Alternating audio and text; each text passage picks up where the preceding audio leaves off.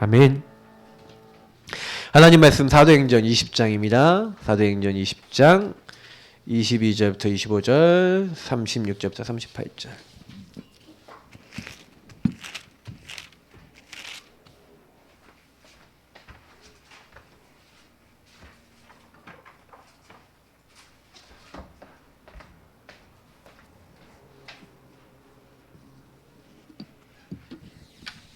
사도행전 20장 22절부터 25절 읽고요.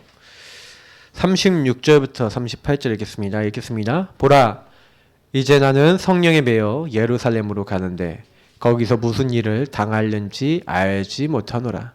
오직 성령이 각성에서 내게 증언하여 결박과 환난이 나를 기다린다 하시나 내가 달려갈 길과 주 예수께 받은 사명 곧 하나님의 은혜의 복음을 증언한 일을 마치려 하면은 나의 생명조차 조금도 귀한 것으로 여기지 아니하노라. 보라, 내가 여러분 중에 왕래하며 하나님 나라를 전파하였으나 이제는 여러분이 다 내 얼굴을 다시 보지 못할 줄 아노라. 36절부터 38절입니다. 이 말을 한 후 무릎을 꿇고 그 모든 사람들과 함께 기도하니 다 크게 울며 바울의 목을 안고 입을 맞추고 다시 그 얼굴을 보지 못하리라 한 말로 말미암아 더욱 근심하고 배에까지 그를 전송하니라. 아멘. 예수 그리스도가 주인된 바울의 9가지 소통입니다.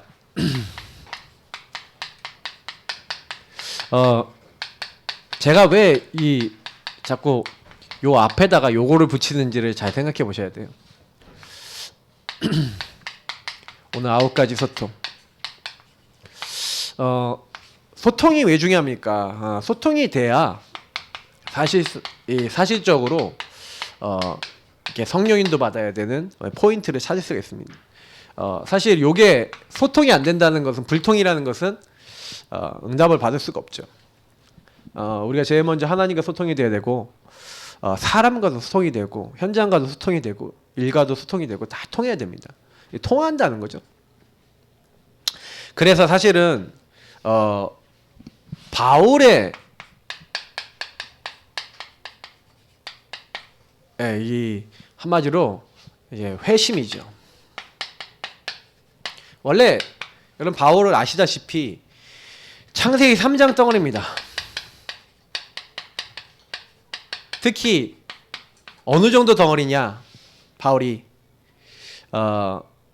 바리새인 중에 바리새인. 우리 지난번에 봤잖아요, 맞죠? 달란트 하면서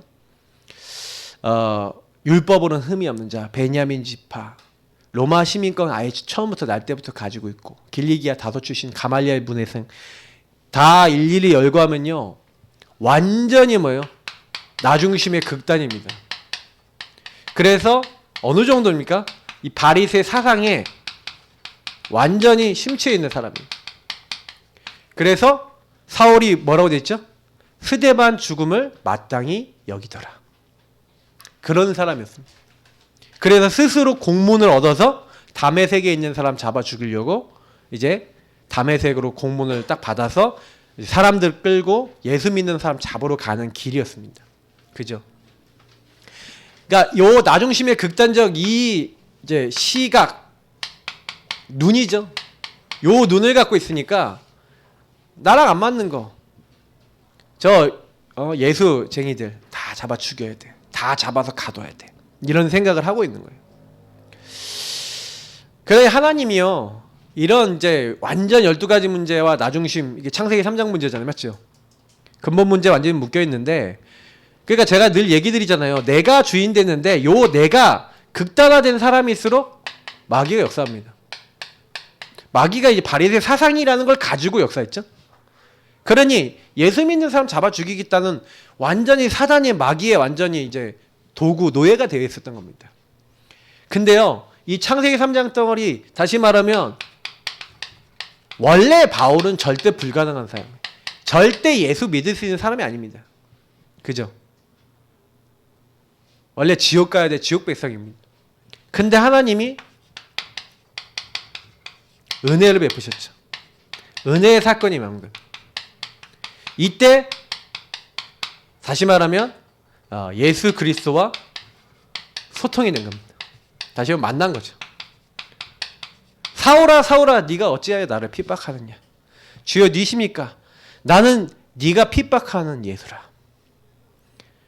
아마도 제 예상에는 거의 뭐 그 말을 듣는 순간 너무너무 충격을 받는 거예요. 하늘로부터 강한 빛이 내리쬐는데 아무도 그 빛을 보지 못하고 아무도 막 다들 두려워만 하고 있는데 바울만 그 소리를 듣고 바울만 그 빛 가운데서 충격을 받았어요.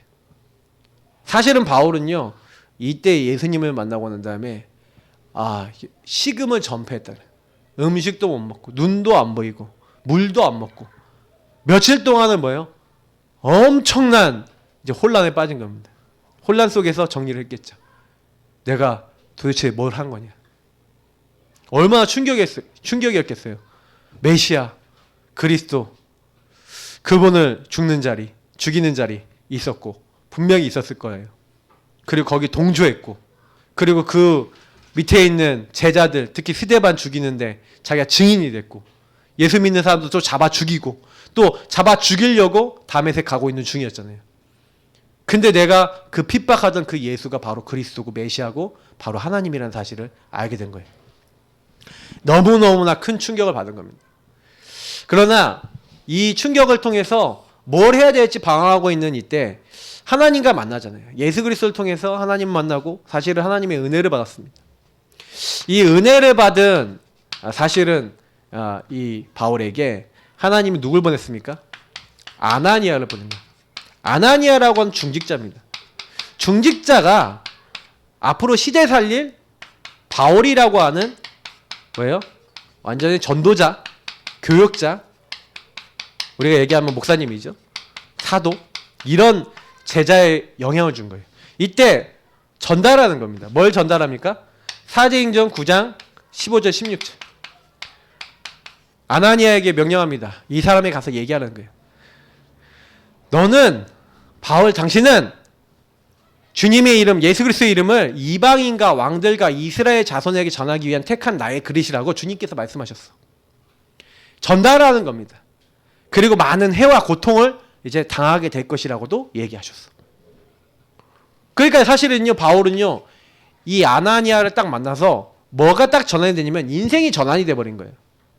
창세기 3장의 완전 나중심에서 바울이 이 사건을 통해서 자기 인생의 중심축을 완전히 바꿉니다. 그리스도가 주인된. 당장에 그래서 눈이 낮자마자 안수하니까 이제 눈에 비늘 같은 것이 떨어졌다고 그랬는데 그러니까 이제 사실은요 바울이 그때부터 뭐합니까? 그때부터요 회당에 들어가고요 다메섹 회당에서 예수가 하나님의 아들 그리스도라고 설교를 하는 거예요. 그런 강론을 하는 거예요. 그러니까 사람들이 충격을 받는 거예요. 아니 예수쟁이들 잡아 죽이러 온 저 사람이 왜 예수가 그리스도라고 증언하기 시작하냐. 그러니까 거기 있는 유대인들이요 바울을 이제 미쳤다고 잡아 죽인다고 막 하는데요. 그러니까 이제 그 뭐 제자들도 있고 그래서 이 뭐예요 그 큰 광주리에다가 담아갖고 이제 담에 성에서 내리는 겁니다. 그래서 이제 몰래 도망을 가죠. 그런 사건이 생기는 겁니다. 사실은 바울은요 자기 인생에 뭘 찾았냐면요 제가 늘 얘기하는 당연 필연 절대를 찾은 겁니다. 사실은 천명 소명 사명을요 아예 처음부터 갖고 시작을 한 거예요. 그래서 바울은 사실은 요거를 아주 강력하게 찾았죠.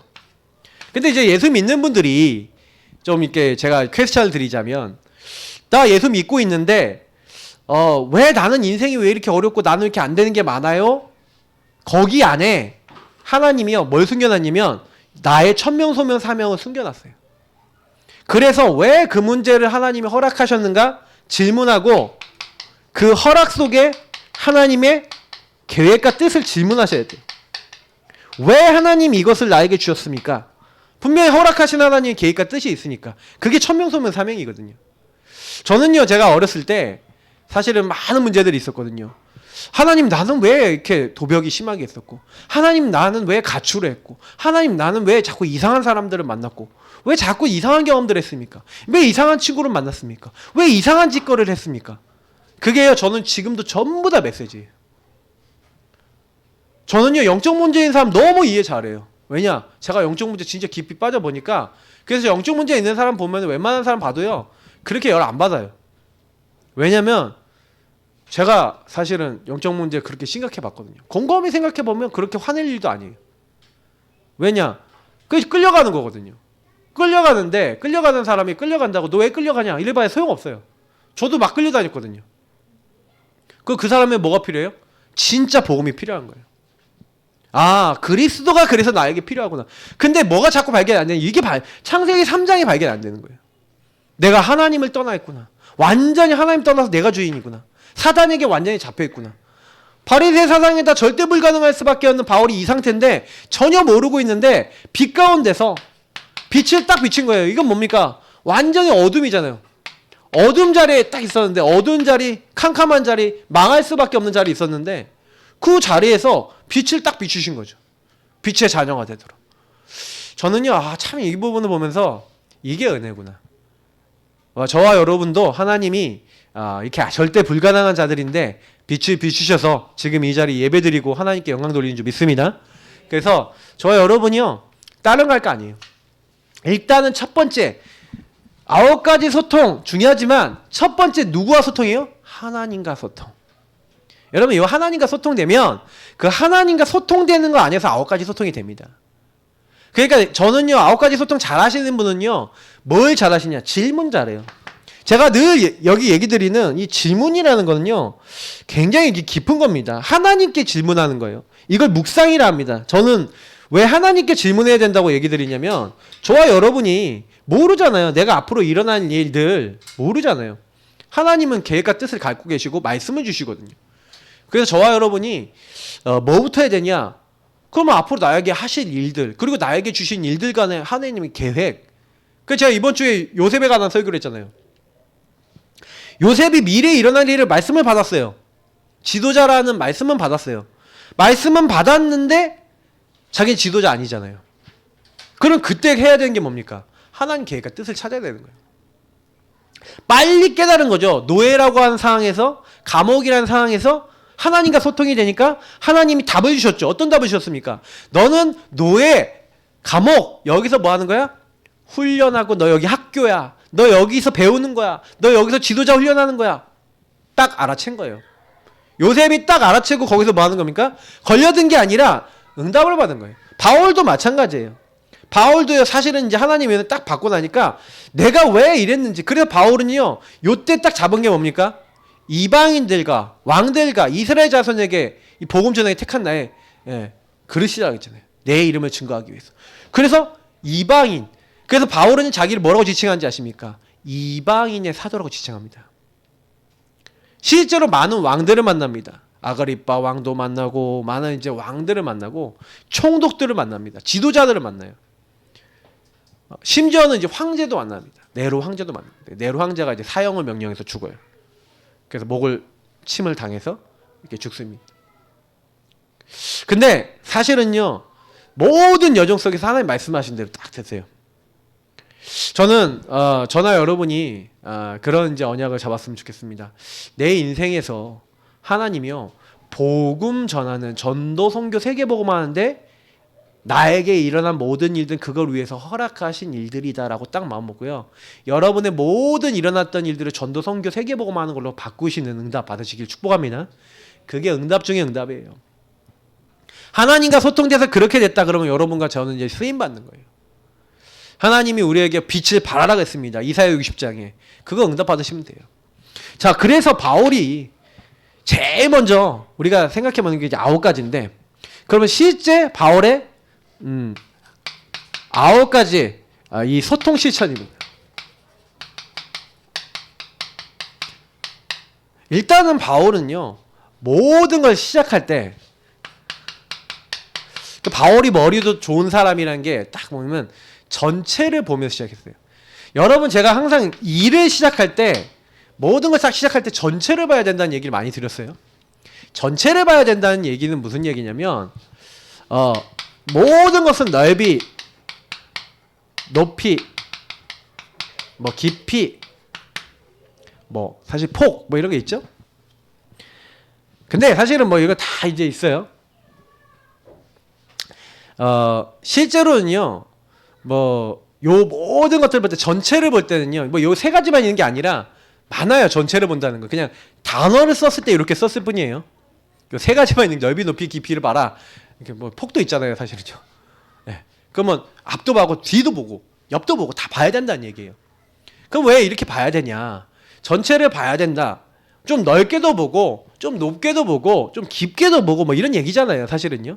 근데 왜 이게 필요한지를 한번 말씀을 드려볼게요. 바울이 하나님 나라 일을 위해서 부름받았는데, 그럼 이방인과 왕들과 이스라엘 자손이 복음을 증거해야 되잖아요. 근데 바울이요, 사실은 이 일을 하는 데 있어서 바울이 부름받았어요. 근데 다메섹에서 제일 먼저요, 뭘 하는지 아십니까? 갈라디아에서 보면요, 갈라디아서 아마 1장에 아마 거의 나와 있는데, 이 바울이요, 아라비아로 갑니다. 그래서 다시 다메섹으로 가요. 무슨 얘기냐면, 바울이 예루살렘으로 바로 안 올라가고요, 아라비아로 가고 다메섹으로 가는데, 뭘 하냐면은 영적 준비를 합니다. 뭘 알았냐면요, 성경을 통해서 뭐요? 예수가 그리스도라고 하는 이 구약 성경에 나와 있는 구약의 말씀이 성취돼서 예수가 과연 그리스도 되신다라고 하는 당위성을 찾을 수 있는 말씀을 찾아낸 거예요.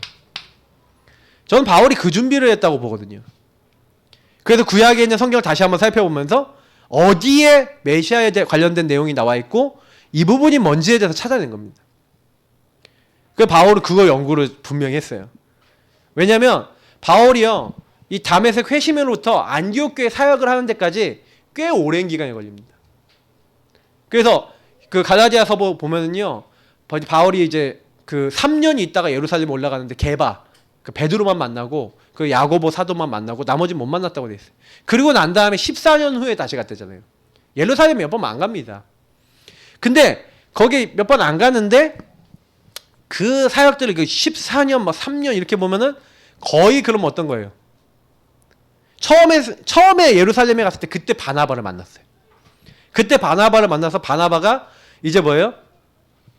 뭐 아라비아도 갔다가 막 이렇게 훈련되고 준비되어 있던 그 바울을 찾아갔고요. 이제 안디옥을 데려간 겁니다. 그래서 바울은요, 뭘 했냐면 넓이, 높이, 깊이 복음을 설명할 수 있는, 복음을 전할 수 있는 영적 준비를 했다는 거예요. 저는 왜 제가 이 부분 하냐면 저와 여러분이 해야 되는 게 있어요. 바울이 한 것처럼 언약 정리하셔야 됩니다.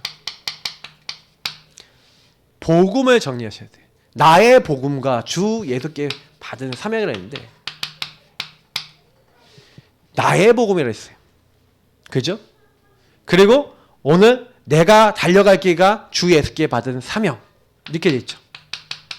뭔가 정리된 걸 갖고 있어요, 바울은. 그 항상 바울은요, 이 언약을 딱 정리하고 그래서 십자가의 도, 예수 그리스도의 그 비밀과 많은 것들에 대한 정리. 그래서 요 언약 정리한 게 14권 서신서라고 하는 형태의 작품으로 나온 겁니다. 그래서 바울은 항상 뭐예요? 이 언약 정리된 걸 가지고 뭘 했어요? 기도 정리가 돼 있어요. 무시로 성령 안에서 기도하고 기도에 감사함으로 늘 깨어있는, 이게 바울입니다. 바울은 항상 깨어서 기도했거든요. 그래서 항상 기뻐하라, 쉬지 말고 기도하라. 항상 기도해요. 이래 정리가 되는 겁니다. 전체 하나님 나라 일을 이룰 수 있는. 그래서 저와 여러분도요, 넓이, 높이, 깊이. 그러니까 넓이, 높이, 깊이라는 건 넓게 본다, 좁게 본다, 이거 한번 보세요. 여러분하고 제가요, 만약에 복음을 못 누리고요, 내가 주인 돼서 나 중심으로만 여러분, 나와 내 주변 사람들을 보잖아요. 내 생각으로만 보면요, 내 기준으로만 보면요, 시달려요. 왜 저 인간이 나에게 붙어서 이런 얘기가 나온다니까요. 사람에게 걸리고 일에 걸려요. 근데 여러분 딱 넓게 보고 복음 운동이라고 하는 전체를 보고 여러분이 인간관계를 보고 좀 깊이 보고 높게 보면요, 아, 하나님이 이 사람을 만나게 한 하나님의 이유가 보여요. 왜냐면 내가 이 사람을 만남을 통해서 여러분 항상요, 요걸 통해서 뭘 찾아야 되냐면 오직을 찾아야 됩니다. 왜 그러냐면 여러분하고 제가 많은 사람들 많은 현장 가보면요, 좀 넓게 보고 높게 보고 깊게 보고 이렇게 해야지. 여러분 이게 좁은 나라고 하는 기준으로 보면요, 계속 나에게 걸려요. 여러분의 상처에 걸리고 여러분의 선입견에 걸리고, 그래서요 전도운동이 안 일어나요. 하나님은 우리가 복음 오직의 눈으로 그 현장을 보기를 원하시는 거예요. 그래서 뭘 하도록요, 정말 복음 전할 수 있는 증인의 준비가 되도록 하나님은 우리를 사용하고자 하시는 거예요. 그래서 저는요 솔직히 말해서 언약 정리하고 기도 되어지면서 요게 오기 시작하더라고요. 구원의 길 여러분 정리하고 언약 정리하고요, 매일 예수 그리스도 주인 삼으면서 기도만 했는데도요 뭐가 돼요? 저에게 증거가 오더라고요. 학업의 증거, 삶의 증거, 만남의 증거, 모든 증거가 와요. 그러니까 바울은요 요 준비를 제일 먼저 한 겁니다. 전체를 딱 보면서. 그래서 저는 우리가 이 부분은 좀 이렇게 많이 기도하셔야 된다고 생각해요. 복음의 넓이 높이 깊이 얼마나 찾고 계십니까? 복음으로 여러분, 그래서 질문을 해보세요. 나는 복음으로 모든 것을 보고 있냐? 여러분 복음의 눈으로 모든 것을 보고 계십니까? 여러분의 영안은 어떻게 됐습니까? 창세기 3장 근본 문제와 그리스도의 눈으로 보이면, 사람이 진짜 그렇게 보이면요, 그 사람의 흐름이 보이면 안 걸려들어요. 좀 넓게 보세요. 저 사람이 왜 저럴 수밖에 없어? 저 사람의 과거 오늘 미래 진짜 봤다. 그 사람의 넓이 높이 깊이 정말 봤다. 안 걸려듭니다. 여러분이 이렇게 눈을 갖고 있다, 안 걸려들어요. 근데 왜 걸려드는지 아세요? 오직 복음의 눈으로 안 봐요. 무슨 눈으로 봐요? 내 기준, 내 율법, 내 틀, 창세기 3장에 그걸로 보는 거예요. 그러니까요 계속요 복음은 맞는데 아니야, 안 맞아, 계속 힘들어지는 거예요. 그러니까 여러분 자신도 잘 봐야 되고요, 타인도 잘 봐야 됩니다. 복음의 눈으로 나도 보고 현장도 봐야 돼요. 그래서 여러분 만남에 있는 사람들도 복음으로, 나도 복음으로 봐요. 저는 옛날에 어떻게 했냐면은, 나는 굉장히 율법으로 보고 나를 정죄하고요, 현장도 막 율법으로 볼 때도 있고요, 막 이게 왔다리 갔다리, 어쩔 때는 되게 복음의 눈으로 봤다가 어쩔 때는 율법의 눈으로 봤다가, 그러니까 율법의 눈으로 보는 날은 뭐예요? 죽는 날이에요. 벽에다 대가리 막 박는 거예요. 이 바보야, 온다라, 히스, 그러면서 이 대가리 막 박아가면서 나 같은 건 별로 가치가 없어, 그러면서 막 얼마나 자기를 증오했는지 몰라요. 왜 넌 똑같은 게 계속 반복하냐면서. 근데 왜 제가 그랬냐면은, 복음의 눈을 안 보고 저는 율법의 눈이 너무 강하니까, 각인 뿌리 체질 율법이라. 그러니까 율법이니까 율법으로만 자꾸 내가 보이고 막 사람도 보이는 거예요. 아 지금은 안 남아있습니까? 지금도 남아있죠. 그 제가 복음 충만 안 하면 뭐가 나와요? 율법이 나와요. 율시가 나오는 거예요. 율시가 나와서 스물 나와서, 특히 운전할 때 제가 집사님한테 얘기했더니, 목사님 운전할 때는 육두문자가 자꾸 나와요 그러면서, 자기도 모르게 강아지가 막 나오고 막 그런데요. 맞아요. 운전할 때 창세기 3장 제일 잘 나오거든요. 예. 그 사람의 성격을 알려면 운전하는 걸 보면 압니다. 근데 사실은요 이게 우리가 그렇잖아요. 그러니까 여러분 이거 진짜 많이 기도해요. 바울이 왜 응답을 받았냐? 바울은요 사람을 볼 때요 기준이 복음이라. 바울은 사역을 할 때 기준이 복음이라. 그래서 이렇게 딱 보니까요 뭐가 되냐면요, 바울은요 이 관계 있잖아요, 관계 소통이 되는 거예요. 어떻게 됩니까? 윗사람, 아랫사람, 좌우 관계가 잘 돼요. 바울은 굉장히 많은 종류의 제자가 있었죠. 유대인들, 이방인들, 심지어는 지도자들 중에서도 많이 있었어요. 그래서 사실은요 모든 대상을 상대할 수 있는 뭐가 돼 있었어요? 그래서 여러분 좀 약간 윗사람, 아랫사람, 좌우사람을 다 상대할 수 있는, 여러분 그 사람들 상대하려면 뭐가 돼야 돼요? 그 사람들하고 통하는 뭐가 있어야 돼요. 이런 어떤 상대할 수 있는 뭐예요? 어떤 삶의 준비가 되어 있는 거예요. 제가 이제 뭐 아까도 이제 누구한테 얘기를 해줬는데, 인간관계에 대해서 준비해라 이런 얘기를 했어요. 물론 여러분 타고난 성향이 있습니다. 타고난 성향이 있어서 그거 잘하는 사람이 있어요. 별로 많이 안 가르쳐줘도. 근데요 저는 개인적으로 인간관계는 배워야 된다고 생각합니다. 말하는 것도 배워야 된다고 생각합니다. 사람을 대하는 것도 좀 배워야 된다고 생각해요. 왜 그러냐면 윗사람을 어떻게 대할 것인지, 아랫사람은 어떻게 대해야지 가장 지혜롭게 대하는 건지, 좌우사람은 어떻게 해야 되는지 바울은 이걸 정확하게 알았어요. 특별히 바울은 자기 윗사람, 어떤 사람이 있었습니까? 많은 이제 윗사람 중에 아까 얘기했던 뭐 총독, 왕, 그리고 심지어는 황제, 이런 사람들을 만나도 이런 사람과 대화가 될 만큼 수준이 있었어요. 지식도 있었고 실제로 뭐도 있었어요? 그들에게 말할 수 있는 복음과 답도 가지고 있었어요. 그러니까 이건 되게 중요한 부분입니다. 그리고요, 바울이 제일 좀 문제가 뭐 됐던 것 중에 자기 주변에서 바울을요 은근히 비난하는 사람들이 많았어요. 근데 그 비난도요 굉장히 지혜롭게 넘어가려고요. 바울은요 그런 사람들한테 서신서를 통해서 이런 부분들에 대해서 이렇게 생각하는 게 가장 복음적이지 않냐라고 서신서를 통해서 얘기를 한 겁니다. 그래서 여러분 바울 서신서를 잘 읽어보면요, 요런 사람들, 요런 문제들을 어떻게 바울이 대처하고 지혜롭게 얘기했는지를 알 수가 있어요. 특히 아랫사람인데, 이 아랫사람 중에서는 대표적인 사람이 오네시모, 디도, 그리고 디모데, 이 세 사람은요 바울이 직접 뭐라고 했냐면 내 아들아, 디도서 1장 4절에 나의 참 아들 된 디도에게 이렇게 얘기합니다. 디모데전서도 믿음 안에서 참 아들 된 디모데, 이렇게 얘기해요. 오네시모에 대해서는 빌레몬서에서 갇혀있는 동안 내 믿음의 아들이 된 오네시모에 대한 편지를 씁니다. 여기서 전부 다 뭐라고 했냐면 요 제자들을요 아들이라고 얘기해요. 사실 바울 아들 아니거든요. 누가 오해하면 바울이 막 배달한 자식들을 많이 가진 줄 아는데 진짜 자식이 아니라 영적인 자식들. 현장에서 전도하다 낳은 자녀들. 제가 왜 이제 이 얘기를 하냐면요, 바울은요 딱 관계를 맺을 때 굉장히 중요한 영적 관계, 특히 제자.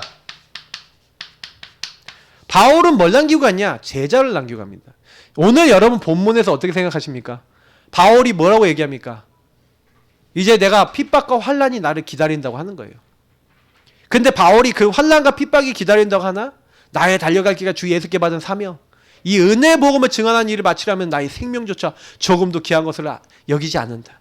그리고 너희는 오늘 이후로 나를 다시는 보지 못하게 될 거다. 이렇게 예언하는 겁니다.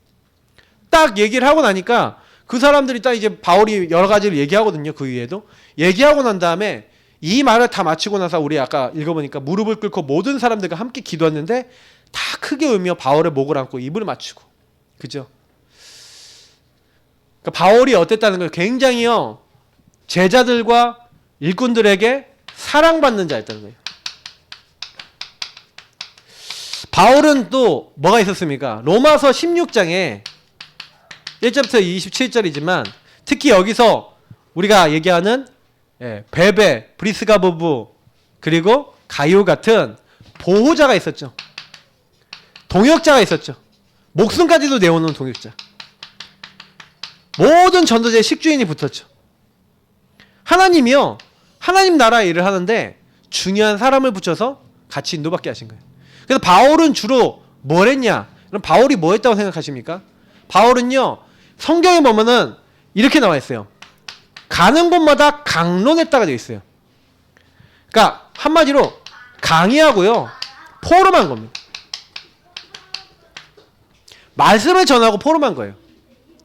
그래서 이 현장과 이 사람들에게 하나님의 말씀이 완전히 자리 잡도록, 때로는 1년 6개월 있었고 때로는 2년 있었고 막 이렇게 지역에 있으면서 뭘 했어요? 그 한 지역에 완전히 제자들이 뿌리 내리도록 했습니다.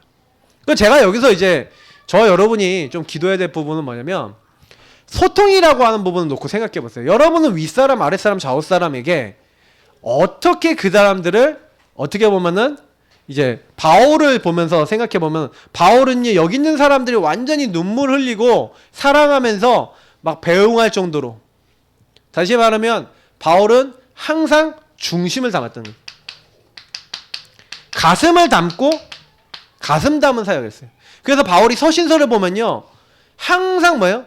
내 마음으로부터 너희들을 향해 감사하고 그 너희를 위해서 눈물로 기도하고 뭐 이런 내용들이 많이 나와요. 그 바울이 그냥 농담으로 그런 얘기했을까요? 진심으로 한 거예요.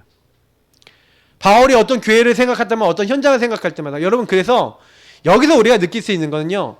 여러분이요. 일단 제가 아까 했던 하나님과의 관계. 하나님과 여러분 깊은 소통이 되셔야 되고 목회자, 지도자입니다. 교육자, 지도자들 관계가요. 윗사람이잖아요. 딱 되셔야 돼요. 그러면서도 여러분 주변에 같은 뭐 중직자시면 같은 중직자. 평신도. 그리고 우리 또 뭐가 있습니까? 렘넌트죠. 이 관계가요. 소통이 돼야 돼요. 그래서 사실은요. 렘넌트와 소통이 된다. 그래서 그 렘넌트 제대로 우리가 내 아들아 이렇게 하면서 완전히 여러분 복음으로 품을 수 있다. 마음으로 품을 수 있다. 예, 이게 결국 세계복음 하는 겁니다.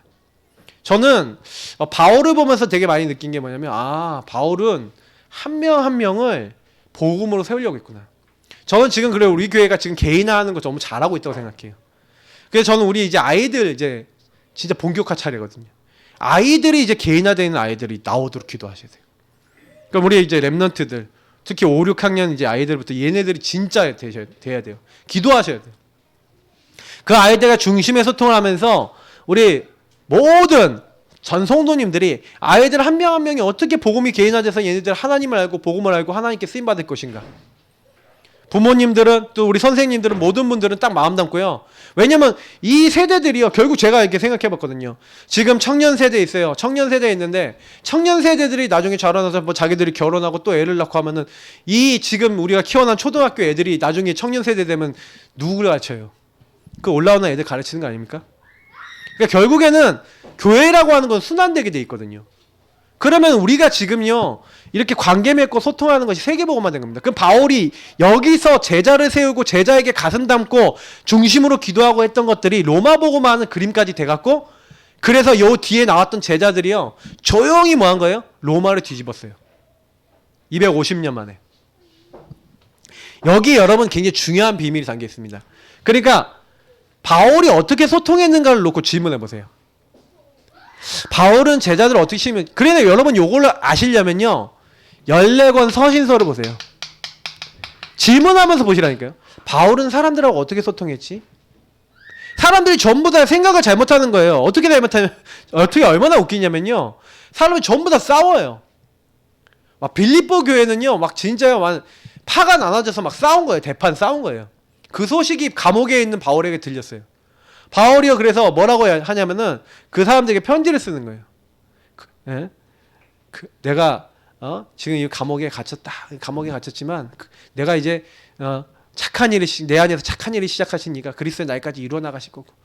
그러니까 너희들 지극히 선한 걸 분별하고. 내가 감옥에 갇힌 게 하나님 복음의 진보를 위해서 쓰임 받는 것이고. 그 너희 안에 이 마음을 품으라. 그리스도 예수 마음 품고 조금 너희들이 죽기까지 복종하시고 완전히 사람의 몸으로 나타나신 그 예수님을 담고. 그래서 뭐 하는 거예요? 예수를 주로 시인하고 그 예수님 안에서 너희 안에 소원을 두고 행하시는 일 하나님이시니까 자꾸 그 하나님 바라보고 그러면서 자꾸 얘기하는 게 뭡니까? 내가 이제 그리스도를 얻은 게 최고 고상하다. 나는 옛날에 내가 얻었던 거 다 배설물로 여긴다. 그러면서 그리스도 얻은 게 최고의 목표고 최고의 가치고 최고의 지식이고 최고의 배경이다. 뭐 이렇게 하면서 나는 배경은 천국이다.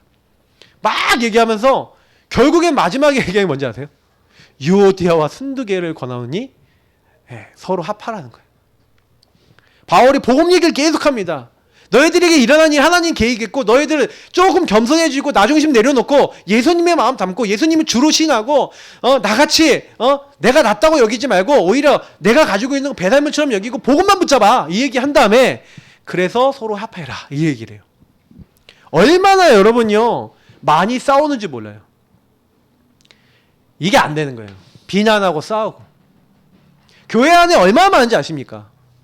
그러니 말 한마디에 싸우고요. 조용히 태클 걸고 있고 조용히 마음속에서부터 뭐예요? 비수를 이렇게 갈고 있고 뭐 이런 사람들 많다니까요. 교회 다니면서 막 이상해지는 사람도 많아요. 그 왜 그러냐면은 복음이 안 되면 그래요. 하나님과 오직 안 통하지. 그러면서 관계를 복음으로 안 보고 창세기 3장으로 봤다. 그럼 어떻게 됩니까? 그때부터 비극 시작되는 거예요. 그냥 교회들마다 완전 복음이 아니었던 거예요. 제자들이 많이 돌아오고 불신자에서 많이 돌아오는데 살아가는 방법은 전부 다 창세기 3장 나중심 덩어리라. 그 사람들이 왔단 말이에요. 초대교회 왔어요. 빌립보 교회 오고 무슨 교회 오고 교회로 왔는데 체질은 전부 다 요거라. 상황을 생각해 보세요. 그러니까 이 사람들이 복음으로 상대방을 봐요? 내 눈으로 봐요? 내 눈으로 보지. 그리고 서로 팔을 만드는 거예요. 유오디아파, 순두개파 나눠져 갖고 유오디아는 루디아거든요. 루디아파, 순두개파 나눠져서 싸우는 거예요. 고린도 교회는 또 더 웃기게 나눠져요. 나는 바울파다. 나는 아볼로파다. 나는 게바, 베드로파다. 유대 계열이겠죠. 그리고 나는 그리스도께 속했다. 적어도 4개파가 있었어. 그 자기들끼리 막 싸우는 거예요. 그게 이게 됩니까 안 됩니까?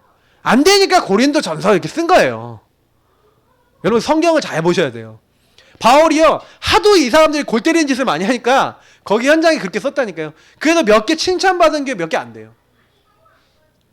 그러니까 사실은 저는 약간 데살로니가 교회가 칭찬을 많이 받았거든요. 데살로니가 교회는 바울이 3주밖에 안 했었어요. 근데요 그 누구보다도 말씀 따라가는 거예요. 그 말씀대로 사는 거예요. 그 데살로니가 교회 쓴 편지가 제일 먼저 쓴 편지인데 여러분 내용도 잘 보셔야 돼요. 거기는 또 논란이 좀 틀려요. 뭐 예수님이 빨리 오냐 늦게 오냐 이것 때문에 막 논란이 생겨갖고 자기들끼리 막 다툼이 생기는 막 이것 때문에 그런 것도 좀 알려주고 여러 가지 막 삶에 대해서 알려줘요. 근데 바울이 서신서를 쓸 때요 어떻게 썼는지 아십니까? 서신서를 딱 써줄 때는요 우리 이번에 김 지사님 올렸잖아요. 김예랑 성도님이 올린 그 간증 들어보면 그 마지막에 그분이 딱 그래요. 그 데살로니가전서 마지막 부분을 보면 이 편지를 서로 읽어주라. 여러분 하나님 말씀을요 지금도 여러분 그분이 딱 얘기하는데 제가 그 딱 마음에 오더라고요. 하나님 말씀을 읽어주라. 하나님의 뜻을 전달해줘라. 여러분 말씀 읽어줘야 됩니다. 말씀 전달해줘야 됩니다. 그 교회가 그 말씀을 계속 읽는 거예요. 계속 읽으면서 뭐 하는 거예요? 항상 기뻐하라. 쉬지 말고 기도하라. 범사에 감사하라 그랬는데 항상 기뻐하잖아. 쉬지 말고 기도하고 범사에 감사해야 되는데 모든 일에 막 짜증내고 원망하고 나중심에 빠져갖고 서로 싸우고 기뻐하기는커녕 이상해져 있는 거예요. 그래 문제가 안 되겠습니까? 그러니까 이런 부분들을 얘기하는 겁니다. 바울 서신서를 이렇게 보셔야 돼요. 그러면 여러분이 지금 제가 얘기한 거 바울 서신서 14권을 어떻게 요약하겠습니까? 맞죠? 그러니까 바울은요 이렇게요. 딱 사람들을 딱 봤을 때 제자를 찾고 그 제자들에게 메시지를 주고 그래서 메시지를 계속 쓴 거예요. 서신서를 쓴 거예요. 그래서 이들에게 자꾸요 바울의 중심 너희들이 계속 응답받아야 될 거 꼭 잊지 말아야 될 거 딱 써갖고 보낸 거예요. 사단이 틈타지 않을 수 있는 내용들을 써서 그게 지금 우리에게 성경으로 남아있는 줄 믿습니다. 엄청난 은혜예요. 그래서 바울은요 뭘 봤습니까? 시간표와 흐름이죠. 뭘 봤습니까? 과거, 오늘, 미래. 사실 이게 되게 중요합니다. 바울은요 사실은 자기의 과거를 발판 삼았죠. 자기의 과거가 사실 아까도 얘기했지만 빌립보서 3장에 있는 1절부터 12절에 있는 바울이 자기 자신의 그 과거를 배설물로 여긴다고 했지만 그 자기의 과거가 전부 다 발판이 됐어요. 많은 학식과 많은 지식을 배웠던 것이 많은 사람을 상대할 수 있고 많은 사람에게 메시지를 줄 수 있는 발판이 된 거예요. 그래서 바울은요 그 발판을 가지고 뭘 한 겁니까? 핍박도 받고 많은 것들을 박해를 많이 받았죠. 그렇지만 자기가 오늘날 해야 될 걸 알았어요. 그 바울은 그 오늘날 내가 해야 될 것은 때를 어떤지 못하는지 복음을 증거하는 건데 그래서 복음 전파에 대한 지속할 거에 대한 메시지를 남긴 겁니다. 그래서 바울이 남긴 아까 얘기했던 서신서 작품 14권은 지금 여러분이요 저는 개인적으로 얘기 드립니다.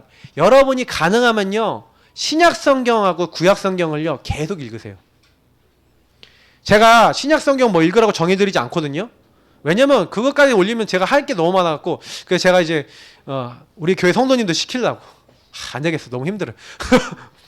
제가 그 매일 올리는 거 그것만 해도 시간 꽤 걸리거든요. 근데 매일 여러분 성경이요 읽어보시라니까요. 그리고 묵상해 보세요. 굉장히 많습니다. 하루에 한두 장씩 신약 성경 읽으시고 구약 지금 제가 매일 2장 올려드리잖아요. 그것만 여러분 읽어도요. 나중에 완전 영적 엘리트 됩니다. 계속 꾸준하게 해보세요. 작품 14권을 남겼는데 이 14권은요. 복음운동을 위한 뭐가 들어있냐? 삶이 들어있어요. 오늘 내가 삶을 어떻게 살아야 될 것이냐? 바울은 요거 남기고요. 그래서 요게 뭘로 연결된 겁니까? 미래로 연결된 겁니다. 그게 지금까지 남아서 전도운동을 일으키고 있는 겁니다. 그러면 여러분 뭐라고 보십니까? 바울은요 9가지 소통이요 그 시대의 그 상황을 놓고 했지만 지금 우리에게까지 바울은 영향을 주고 있어요. 여러분이 지금 하고 있는 작은 일이 세계복음화의 일이 될 수 있습니다. 그러니까 그걸 아시고 내가 하고 있는 그 작은 일을 소홀히 보지 마시고요. 그게 결론이자 그래서 우리는요 뭘 해야 됩니까? 바울은 아까도 얘기했지만 제 1번이 뭐예요? 1순위가 뭡니까? 우리의 1순위는 하나님과의 소통이에요. 그래서 바울은요 사역을 중요하게 여기지 않고 하나님과의 소통을 중요하게 했습니다. 그래서 바울이요 사역을 할 때 보세요. 사도행전 13장 1절에서 4절 16장 6절에서 10절 그리고 13절 16절 25절 그리고 19장 1절에서 7절 이런 데 전부 다 뭐가 나옵니까? 마가다란 방에 임했던 성령의 역사가 임하고 시작을 하는 거예요. 뭔 문제가 생겨도 기도부터 하고요. 말씀부터 잡고 시작하는 거예요. 항상 뭐요? 성령의 역사하시는 게 기준이에요. 내가 하는 게 아니라 내가 그리스도와 십자가 외에는 내가 말하지 않기로 결단한 거예요. 자기의 사역이 자기의 능력으로 나 중심으로 나오지 않기를. 그래서 항상 바울의 기준은 뭡니까? 나는 죽고 내 안에 계신 그리스도께서 사신 것이다. 나는 뭐예요? 나의 나던 것은 하나님의 은혜다. 나는 날마다 죽노라. 바울의 기준입니다. 바울의 기준은요 항상 뭐예요? 내가 아니에요. 정말 내 안에 계신 그리스도 그분의 말씀 그걸 따라서 가는 겁니다. 그래서 저는 이제 바울을 볼 때마다 바울의 그 서신들을 읽을 때마다 제가 마음에 많이 부딪히는 게 있어요. 바울은 뭘 위해서 뛰었는지에 대해서 그 서신서에서 많이 느껴져요. 특히 이제 바울이 이게 여러분 한번 찾아보세요. 디모데 후서 좀 찾아보세요. 4장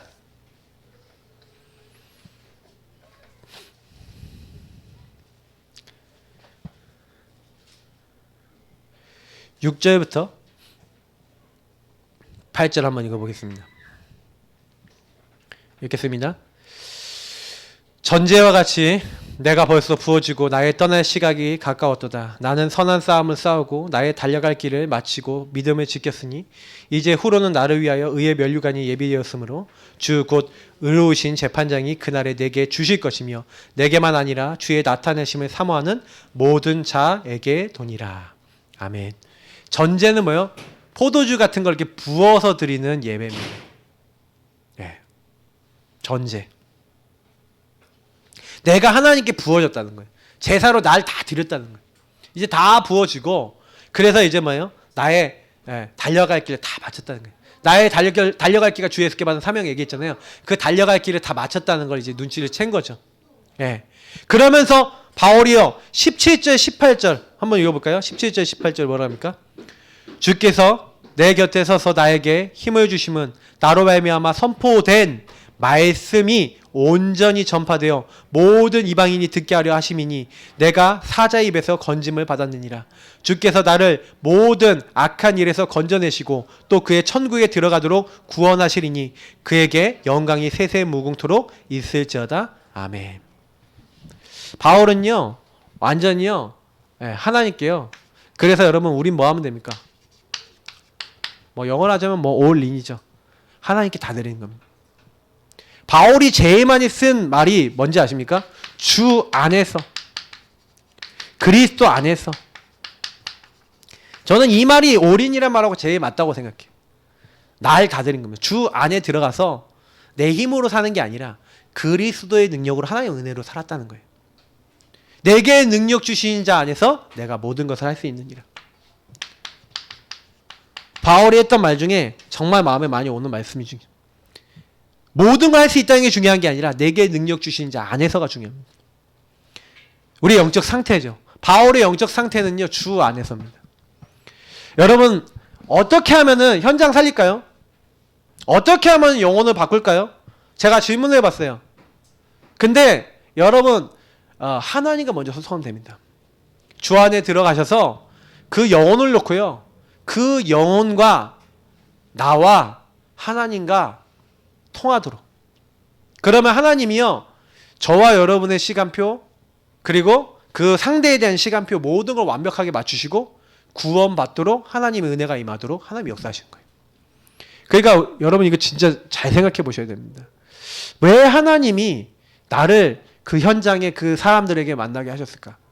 그러면 여러분 우리에게 하나님이 그 사람을 만나게 하셨을 때 나를 그냥 부르셨냐? 아니에요. 기도하라고. 그 현장을 지키는 파수꾼으로 부르셨어요. 우리는 진짜 바울처럼 요 9가지 소통, 진짜 하나님과 통하는 이 소통이 돼야 됩니다. 나는 과연 어떻게 인도받고 있는가? 우린 질문해 보셔야 됩니다. 우리 같이 합심으로 기도하겠습니다. 하나님, 정말 우리 영혼이 하나님의 가슴과 통합니까? 하나님이 원하시는 게 마음에 있습니까? 바울은 자기 인생 전체를 다 들여서 뛰었는데 나는 어떻습니까? 하나님이 주신 그 마음이 우리 심령에도 있고 현장에 대한 가슴이 있고 정말로 말씀, 하나님과 통하는 중심, 사람과 통하는 중심, 그래서 하나님 역사할 수밖에 없는 9가지 소통이 되어지는 하나님의 사람이 될 수 있도록 우리를 축복해 달라고 우리 합심으로 기도하도록 하겠습니다. 하나님 감사합니다. 오늘 주신 말씀을 기억하면서 하나님과 소통되기 원합니다. 정말로 우리는 복음운동을 위한 하나님 모든 것을 허락받았고 하나님 우리에게 명령하신 것들이 있습니다. 그러나 우리는 자꾸만 나 중심으로 너무 살아가서 하나님이 원하시는 게 아니라 인간관계에 다툼이 되고 문제가 됩니다. 창세기 3장으로 인간관계가 시작되냐, 복음으로 시작되냐, 완전한 결과를 만들어버립니다.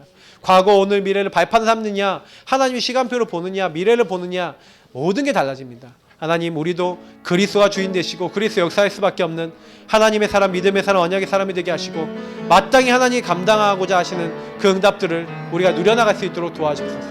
복음을 받고 그리스도를 알고 그냥 끝나는 것이 아니라 하나님 정말로 어떻게 하면은 내가 만나는 사람 현장 모든 것을 살릴 수 있을지를 정말 생각하고 기도하는 하나님의 사람이 되어질 수 있기를 기도합니다. 하나님 정말로 바울처럼 하나님 현장을 마음에 품고 또 바울을 마음에 품고